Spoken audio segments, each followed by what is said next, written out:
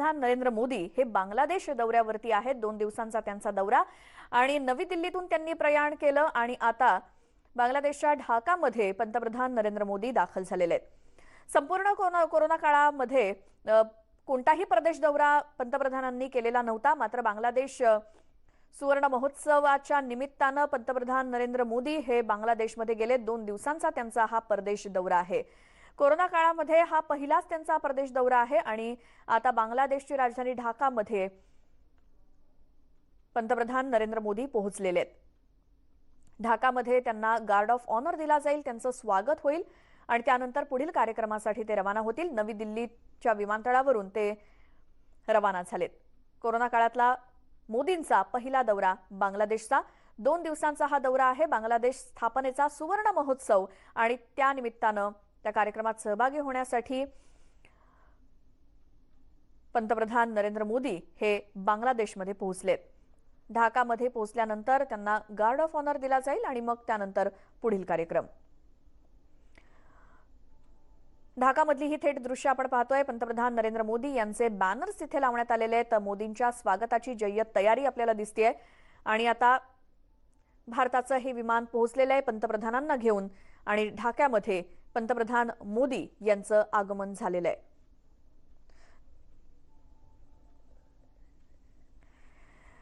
थेट जाऊयात, आमचे प्रतिनिधी अमेय सुंभळे आहेत आपल्यासोबत फोन लाईनवरती। अमेय, संपूर्ण कोरोना काळात वर्ष दीड वर्षातला हा पहिलाच प्रदेश दौरा आहे मोदींचा, काय त्याचं वैशिष्ट्य?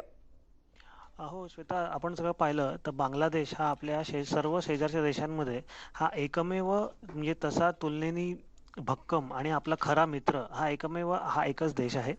दुसरी गोष्ट म्हणजे गेल्या वर्षी कोरोना काळ सुरू होण्याच्या आधी CAA आणि NRC याच्यावर आपल्या देशात जो वाद झाला त्याचा एक साईड इफेक्ट जो असा झाला की अनेक नेत्यांनी बांगलादेशबद्दल नको नको ती विधानं केली की बांगलादेशमधनं ट्रक भरभरून लोक इथे येतात, बांगलादेशमध्ये खायचे फाके पडलेत म्हणून ते इथे येतात, मग इथे येऊन ते भीक मागतात, काय काय विधानं केली। तसं अजिबात काही नाहीये, कारण जरी काही वर्षापूर्वी बांगलादेशमधनं खूप सारे लोंढे येत असले पण तो आता भूतकाळ झाला। आता जर का आपण सगळे सोशल इंडिकेटर्स पाहिले म्हणजे सामाजिक मानकं जी असतात म्हणजे डेव्हलपमेंट इंडेक्स असेल, शिक्षण असेल, आरोग्य असेल, त्याच्यामध्ये जे पर कॅपिटा मोजलं जातं, जे दर डोई मोजलं जातं, त्या सगळ्या सोशल इंडिकेटर्समध्ये बांगलादेश आपल्या पुढे गेलेला आहे। आपल्याला ही बाब आवडो किंवा न आवडो पण ते खरं आहे आणि त्याच्यामुळे कुठेतरी आपला आता चीनशी वाद सुरू आहे, पाकिस्तानशी आपले संबंध कायमच ताणलेले असतात, त्याच्यामध्ये बांगलादेशला खूप वेळ नाराज ठेवता आपल्याला येणार नाही, ते आपल्याला परवडणार नाही। कारण बांगलादेशला चुचकारण्याचा, त्यांना आपल्यापेक्षा अधिक काय काय पॅकेज द्यायचा प्रयत्न हा चीन पण करत असतो।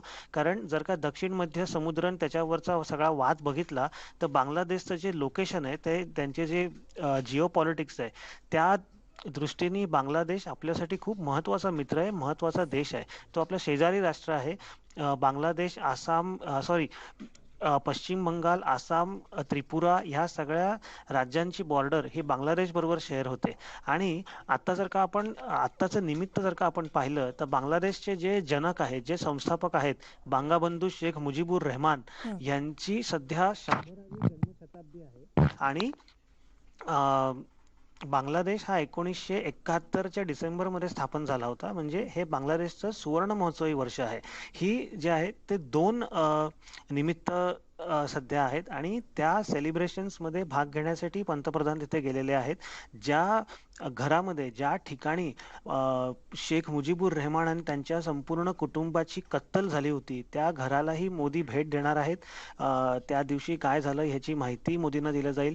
म्हणजे सुदैवाने आपण म्हणूया की तेव्हा शेख हसीना या बचावल्या होत्या, कारण ते दुसऱ्या ठिकाणी होत्या आणि आपल्या एका भारतीय अधिकाऱ्यांनीच त्यांना जाऊन सूचित केलं होतं, ज्याच्यामुळे त्या वाचल्या आणि काळाची पावलं अशी की त्या आज त्या देशाच्या पंतप्रधान आहेत। बांगलादेशबद्दल दुसरी एक महत्त्वाची गोष्ट सांगायची झाली म्हणजे बांगलादेश हा मुस्लिम बहुल देश असला तरी तो इस्लामिक रिपब्लिक असा देश नाही।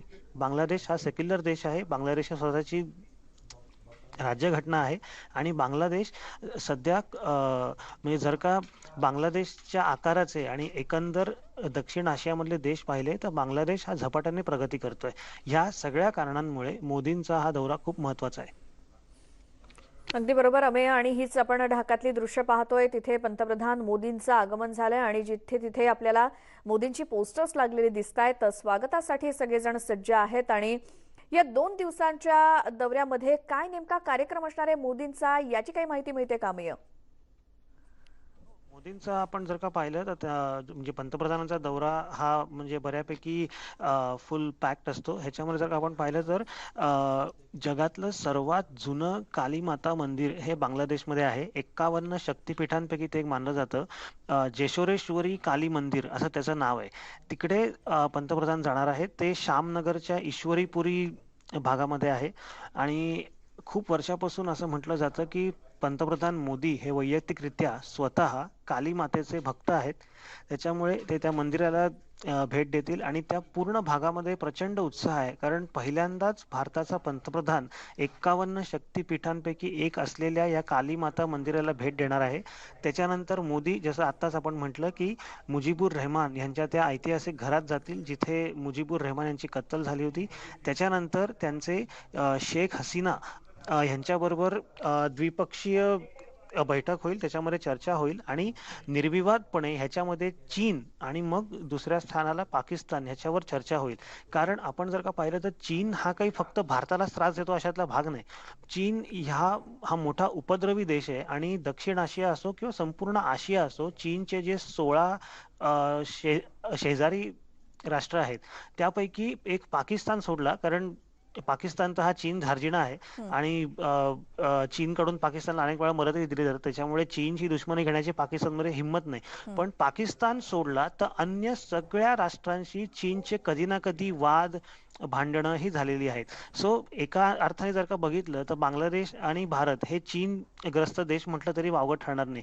त्याच्यामुळे चीनचा जो हा उपद्रवी एकंदर स्वभाव आहे त्याचा सामना कसा करायचा ह्याच्याबद्दलही आपले पंतप्रधान मोदी आणि बांगलादेशच्या पंतप्रधान शेख हसीना यांच्यामध्ये महत्वाची चर्चा होण्याची शक्यता आहे. बरोबर अमेय. आणि तेच विचारायचं होतं की आता इतक्या कोरोना काळामध्ये पंतप्रधानांनी कोणताही प्रदेश दौरा केला नाही, मात्र बांगलादेशचा दौरा त्यांनी आवर्जून केलेला आहे. त्यामागे काय नेमके उद्देश असतील? हो श्वेता, जसं तू आता म्हणालीस की आपण जर का पाहिलं तर भारताच्या 3 बाजूला समुद्र आहे. एका बाजूला जर का वायव्यदृष्ट्या पाहायचं केलं तर पाकिस्तान आहे. पाकिस्तानचे आपले संबंध चांगले नाहीत. दुसरीकडे चीन आहे. चीनशी सगळे संघर्ष सुरू आहे. या सगळ्यामध्ये बांगलादेश हा असा एक देश आहे ज्याची अर्थव्यवस्था झपाट्याने सुधारत आहे, ती वाढते आहे. दुसरी गोष्ट म्हणजे तो फार इझिली किंवा फार आधी तो चीनच्या ह्याला बळी पडत नाही.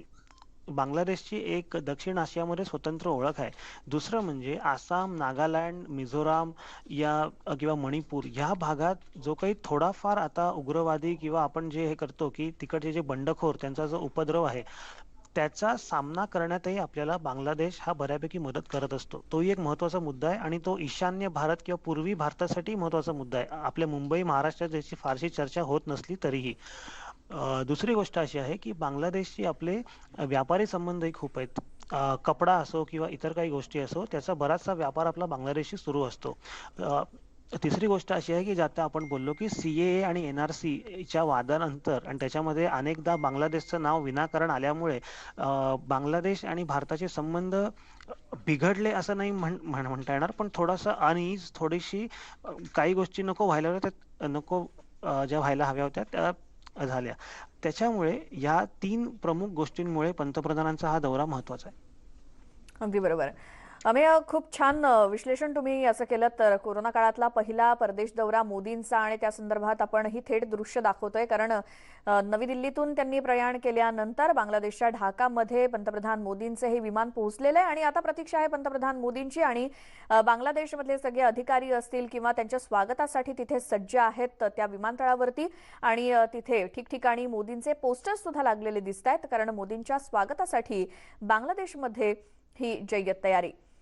ही थेट दृश्य ढाकाच्या या विमानतळावरून. पंतप्रधान मोदी बांगलादेशामध्ये पोहोचलेले आहेत. काही वेळापूर्वी ते नवी दिल्लीहून निघालेले होते. कोरोना काळातला महत्वाचा आणि पहिलाच दौरा.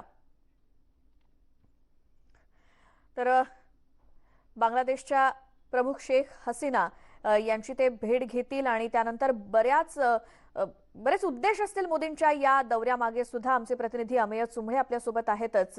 अमेय, शेख हसीना आणि मोदी यांच्यात देखील भेट होईल, तर त्याबद्दल काय सांगाल? हो श्वेता, आपण जर का पाहिलं, शेख हसीना फार इंटरेस्टिंग पर्सनॅलिटी आहे आणि आपल्या दक्षिण आशियातल्या त्या मोठ्या नेत्या आहेत. शेख हसीना जर का आपण पाहिलं तर बांगलादेशचे जे संस्थापक होते शेख मुजीबुर रहमान यांच्या अ, अ, त्यांना 5 मुलं होती. त्यांच्यात सगळ्यात मोठी मुलगी म्हणजे आताच्या शेख हसीना. बांगलादेशमध्येही पाकिस्तानप्रमाणेच लोकशाही थोपवायचा किंवा कुठेतरी लोकशाही चं निर्मूलन करून तिकडे हुकुमशाही आणायचा किंवा लष्करी राजवट आणायचा प्रयत्न झाला नाही असं नाही. कारण शेख मुजीबुर रहमान यांची हत्या झाल्यावर तिकडे 2 ते 3 राजवटी अशा होत्या जे लष्करी कमांडर होते. पण त्या सगळ्या ह्याच्यावर मात करून बांगलादेशमध्ये पुन्हा लोकशाही आली आणि हे महत्वाचं म्हणजे बरं. आपण आता जर का स्क्रीनवर बघतोय हो, तर हो. शेख हसीनाच आपल्याला स्क्रीनवर दिसत आहेत. त्या खास येस. पंतप्रधान मोदींचं स्वागत करण्यासाठी आलेल्या आहेत आणि बिलकुल. अमेय, थोडंसं थांबवते. शेख हसीना यास देखील पोहोचलेले आहेत आणि आता पंतप्रधान मोदींचं स्वागत करण्यासाठी. याच संदर्भातलं विश्लेषण किंवा अधिक बोलूयात. आपल्यासोबत आंतरराष्ट्रीय घडामोडींचे अभ्यासक शैलेंद्र देवळाणकर सुद्धा फोन लाईन वरती जोडले गेलेत. शैलेंद्र सर, स्वागत तुमचं न्यूज 18 लोकमतमध्ये. इतक्या बऱ्याच गॅप नंतर पंतप्रधान मोदींचा बांगलादेश दौरा आणि ते बांगलादेशमध्ये पोहोचलेले आहेत. बरेच त्यामागे उद्देश असतील. काय या सगळ्याचं विश्लेषण कराल? प्रथम तर आपण हे लक्षात घेतलं पाहिजे की जसं आपण आता त्याचा संदर्भ दिलात की ही पोस्ट कोविड काळातली म्हणजे साधारणतः 1.5 वर्षानंतरची पंतप्रधानांची ही पहिली बायलॅटरल व्हिजिट आहे आणि त्यासाठी जाणीवपूर्वक बांगलादेशचा निवड करण्यात आलेली आहे. यापूर्वी पंतप्रधान मोदी हे 2015 मध्ये बांगलादेशच्या दौऱ्यावरती गेलेले होते आणि त्यावेळेला अत्यंत ऐतिहासिक अशा स्वरूपाचा लँड बॉर्डर अग्रीमेंट जो गेल्या अनेक 3 दशकांपासून प्रलंबित होता, तो लँड बॉर्डर अग्रीमेंट हा बांगलादेश बरोबर त्याच्यावर स्वाक्षरी झालेली होती आणि त्यानंतर आता 2021 मध्ये मोदी हे तिथे गेलेले आहेत. विशेष म्हणजे 2021 हे जे वर्ष आहे हे वर्ष भारत आणि बांगलादेश या दोन्ही देशांसाठी अत्यंत ऐतिहासिक आणि महत्वपूर्ण आहे. एक तर 2021 मध्ये बांगलादेशची जी स्वातंत्र्य चळवळ होती, 1971 ला बांगलादेश हा स्वतंत्र देश म्हणून निर्माण झाला, त्याला 50 वर्ष पूर्ण झालेली आहेत. त्याचप्रमाणे जे त्यांचे राष्ट्रपिता आहेत बांगलादेशचे शेख मुजीबुर रहमान यांचं हे जन्मशताब्दी वर्ष आहे. त्यामुळे या दोन्हीसाठी आणि त्याचं मोठं सेलिब्रेशन हे 26 मार्चला ही बांगलादेशची जी फ्रीडम मुवमेंट आहे सुरू झालेली होती. म्हणून आजचा 26 मार्च हा अत्यंत ऐतिहासिक असा दिवस आहे आणि त्यासाठी जे सेलिब्रेशन बांगलादेशमध्ये पुढचं पूर्ण वर्षभर चालणार आहे त्याची सुरुवात जी आहे ही पंतप्रधान मोदींच्या हातनं होती आहे आणि या संपूर्ण इंडिपेंडन्स मुवमेंटमध्ये भारताची भूमिका अत्यंत महत्वाची होती स्वतंत्र बांगलादेश हा तयार करण्यामध्ये. त्यामुळे हा आपण सामरिक दृष्ट्या देखील हा एक मेसेज आहे जो आपण चीनला आणि पाकिस्तानला एकाच वेळेला देतो आहे. दुसरं जर विचार केला तर बांगलादेशाचं जे लोकेशन आहे जे व्यापारी दृष्टिकोनातून आपल्यासाठी अत्यंत महत्वपूर्ण आहे, हा देश आपल्यासाठी अत्यंत महत्वपूर्ण आहे आणि जसं काल पंतप्रधान मोदींनी ट्विट केलेलं होतं की दोन्ही देशांमधल्या जनतेचे सांस्कृतिक संबंध हे अत्यंत घनिष्ठ आहेत आणि आता आपण असं बघतो की जर कनेक्टिव्हिटीचा मुद्दा आपण पाहिला तर बांगलादेशाला भारताची खूप गरज आहे. त्यांना नेपाळ, भूतान बरोबर त्यांचा व्यापार हा वाढवायचा आहे. भारताला आपले जे नॉर्थ ईस्टर्न किंवा ईशान्य राज्य आहेत त्यांच्याबरोबर त्यांच्या इकॉनॉमिक डेव्हलपमेंटसाठी असेल किंवा त्यांच्या माध्यमातून म्यानमार असेल पुढे आणि साऊथ ईस्ट एशिया असेल या सगळ्यांबरोबर आपले लिंक्स कनेक्टिव्हिटी सुदृढ करण्यासाठी आपल्याला बांगलादेशचा अत्यंत उपयोग आहे. त्याचप्रमाणे आपण असं बघतो की बांगलादेशने गेल्या काही वर्षांमध्ये अत्यंत यशस्वी असं इकॉनॉमिक डेव्हलपमेंटचं एक मॉडेल विकसित केलेलं आहे. संपूर्ण इस्लामिक देशांना, जगामधल्या इस्लामिक देशांना ज्याचा प्रचंड हेवा वाटावा अशा स्वरूपाचं हे एक इकॉनॉमिक डेव्हलपमेंटचं मॉडेल आहे. बांगलादेशची economy on an average 8-9% GDP growth रेटनी वाढते आहे आणि हे इकॉनॉमिक मॉडेल भारतासाठी देखील अत्यंत महत्वाचं आहे. दुसरीकडे भारत हा बांगलादेश बरोबर संबंध घनिष्ठ करून पाकिस्तानला हे दाखवून देऊ इच्छितो आहे की तुमच्याकडे कट्टरतावाद वाढतो आहे तर दुसरीकडे बांगलादेशमध्ये मात्र इकॉनॉमिक डेव्हलपमेंट वाढते आणि आम्ही इकॉनॉमिक डेव्हलपमेंटच्या बरोबर आहोत. हा देखील मेसेज या माध्यमातून आपण पाकिस्तानला देतो आहोत. त्याचप्रमाणे जो आपल्या ईशान्य भारतामधल्या फुटीरतावादी संघटना आहेत, चळवळी आहेत, या अनेकदा बांगलादेशमध्ये यांचे नेते आश्रय घ्यायचे आणि तिथं त्या बऱ्याचदा अस्थिरता निर्माण करायचे. तर आपण आता या वेळेला बांगलादेश बरोबर संबंध घनिष्ठ करून त्यावर देखील कुठेतरी मात मिळवण्याचा प्रयत्न करतो आहोत. त्यामुळे बांगलादेश हा व्यापारी दृष्टिकोनातून, सामरिक दृष्टिकोनातून, सांस्कृतिक ऐतिहासिक दृष्टिकोनातून भारतासाठी अत्यंत महत्वाचा देश आहे आणि त्यामुळे भारत हा बांगलादेश बरोबर आपले संबंध घनिष्ठ करण्याच्या प्रयत्नामध्ये आहे.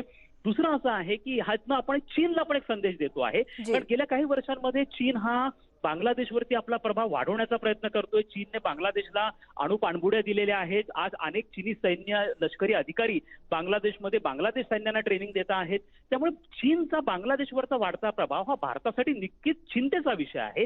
तो कमी व्हावा म्हणून देखील भारताला बांगलादेश बरोबर संबंध घनिष्ठ करणं गरजेचं आहे. त्या दृष्टिकोनातून हा 2 दिवसाचा दौरा आखण्यात आलेला आहे. बिलकुल. शैलेंद्र सर, मी समोरची दृश्य प्रेक्षकांना दाखवू इच्छिते. यामध्ये पंतप्रधान नरेंद्र मोदी यांच्या स्वागतासाठी बांगलादेशच्या पंतप्रधान शेख हसीना पोहोचल्या.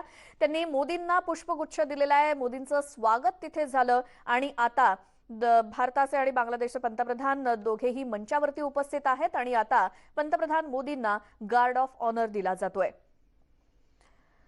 शैलेंद्र देवळाणकर सर आपल्यासोबत आहेतच, आंतरराष्ट्रीय घडामोडींचे अभ्यासक. सर, 2 गोष्टी आहेत. एकतर 50 वर्ष स्वातंत्र्याला पूर्ण होत आहे बांगलादेशच्या आणि शेख मुजीबुर रहमान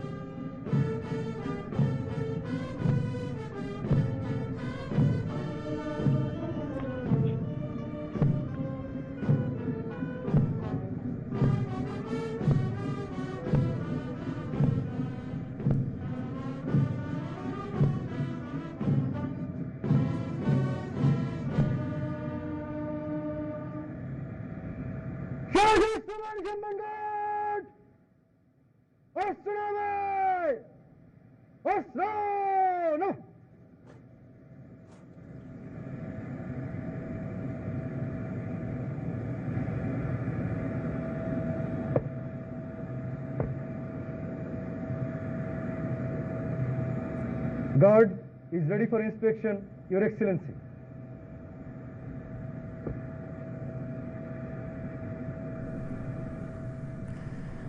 पंतप्रधान Narendra Modi guard of honour स्वीकारतायत. बांगलादेशच्या ढाकामध्ये 2 दिवसांच्या दौऱ्यावर पंतप्रधान नरेंद्र मोदी. या संदर्भात आपण बोलतोय. आंतरराष्ट्रीय घडामोडींचे अभ्यासक शैलेंद्र देवळाणकर सर आपल्यासोबत आहेत फोनलाईन वरती. शैलेंद्र सर, आता 50 वर्ष झाली स्वातंत्र्याला, ही एक गोष्ट. दुसरीकडे शेख मुजीबुर रहमान यांची जन्मशताब्दी. या व्यतिरिक्त आणखी काही करार, जसं तुम्ही म्हणालात की लँड बॉर्डर अग्रीमेंट जसं 2015ला झाले, तसं आता 2021च्या दौऱ्यादरम्यान काही विशेष होऊ शकतं का?